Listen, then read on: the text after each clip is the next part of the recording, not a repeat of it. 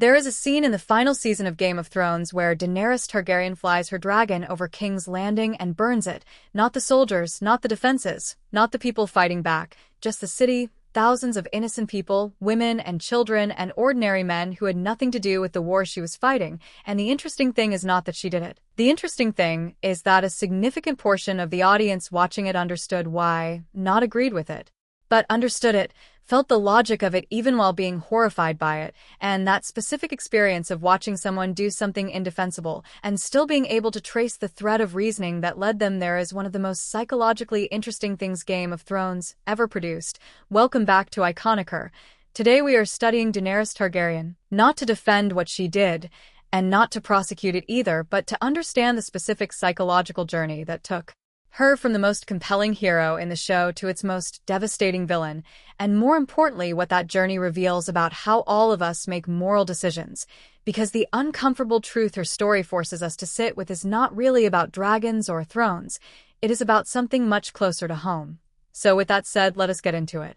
To understand why Daenerys' ending hit the way it did, you have to understand why her beginning worked so completely, because she did not start as someone we admired from a distance. She started as someone we genuinely believed in, and the reason for that is very specific. She started with nothing, sold by her brother to a Dothraki warlord, powerless, frightened, completely at the mercy of a world that had already decided she was a political tool rather than a person, and then she found her footing, and she grew, and she freed slaves, and she protected the vulnerable, and she walked into a fire that should have killed her, and walked out carrying 3 dragons, and every step of that journey was earned in a way that felt real. And the psychological principle that made us invest in her so completely is called the origin effect, which is the phenomenon where we bond most deeply not with people who start from strength, but with people we watch build strength from nothing, because watching someone earn something creates a sense of shared investment. We feel like we went through it with them, like their victories are partly ours, and Daenerys gave us 7 seasons of that investment before she asked us to follow her somewhere we should not have gone, and most of us followed anyway, and understanding why is the whole point of this video. Here is the psychological concept that explains most of what happened with Daenerys, and also explains something very real about how all of us make moral decisions in our own lives, and it is called moral licensing, and it works like this. When a person or a leader accumulates a track record of genuinely good actions, it creates a kind of psychological credit in the minds of the people watching them, and that credit gets spent when those same people do something questionable, because we tell ourselves that someone who freed all those slaves surely has good reasons for what they're doing now. Someone who survived what she survived surely understands things we do not. Someone who has proven her values so many times must still be operating from those values even when the actions look different. And the reason this is so dangerous is that it is not irrational. It is a completely understandable cognitive shortcut. We use past behavior to predict present intention, and most of the time, that works. But it also means that someone who has built enough credit can spend a very long time making increasingly questionable decisions before the people around them are willing to name what they are actually seeing. And we watched Daenerys spend her moral credit across the final 2 seasons of the show in real time. Watched the executions and the threats and the escalating willingness to cause harm in service of a vision of justice that was becoming harder to distinguish from a vision of control, and most of us kept finding reasons to stay on her side because we had already decided who she was, and we were not ready to revise that.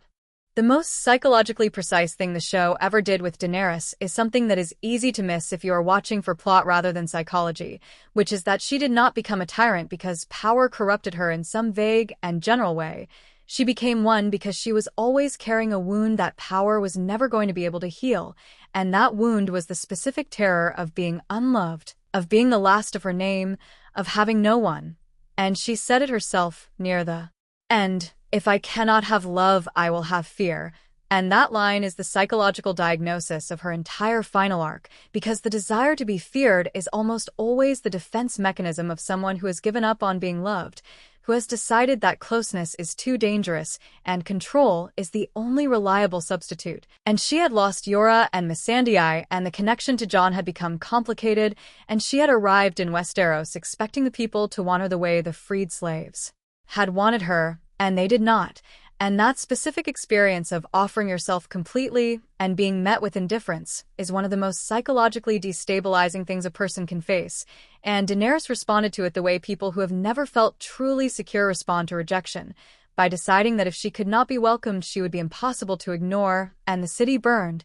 And we sat there having followed her every step of the way. The reason Daenerys' story is worth studying on this channel is not because most of us are going to burn any cities. It is because the psychological patterns her story illustrates are operating in smaller and quieter ways in all of our lives.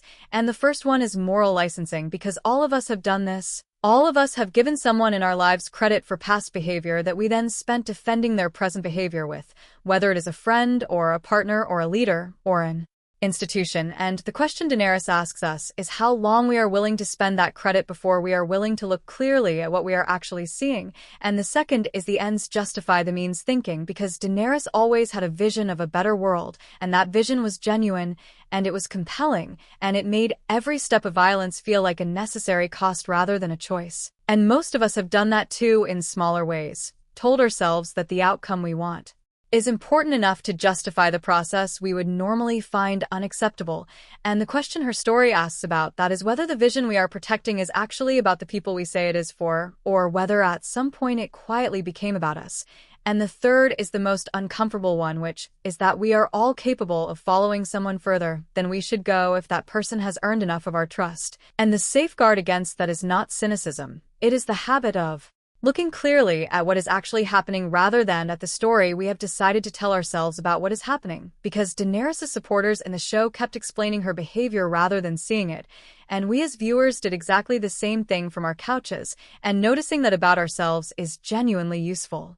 What Daenerys Targaryen's story ultimately leaves behind is not a lesson about power or dragons or political revolution.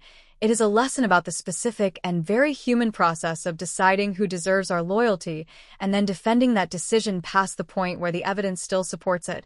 And I think the reason her ending was so devastating for so many people is not just that she burned the city. It is that it forced everyone who had been rooting for her to sit with the question of when exactly they should have stopped, and there is not a clean answer to that question, which is partly why the finale generated so much debate, because the show had made us complicit in her journey, and then asked us to judge the destination, and that specific discomfort of arriving somewhere terrible by a series of individually justifiable steps is one of the most important things any story can show us about how human beings actually make moral decisions, not in clean dramatic moments of obvious choice, but in 1,000 small moments of choosing the explanation that protects the belief we have already invested in. And Daenerys is a reminder that the most dangerous path is not the one that looks obviously wrong from the beginning. It is the one that looks completely right until very suddenly it does not. Stay iconic.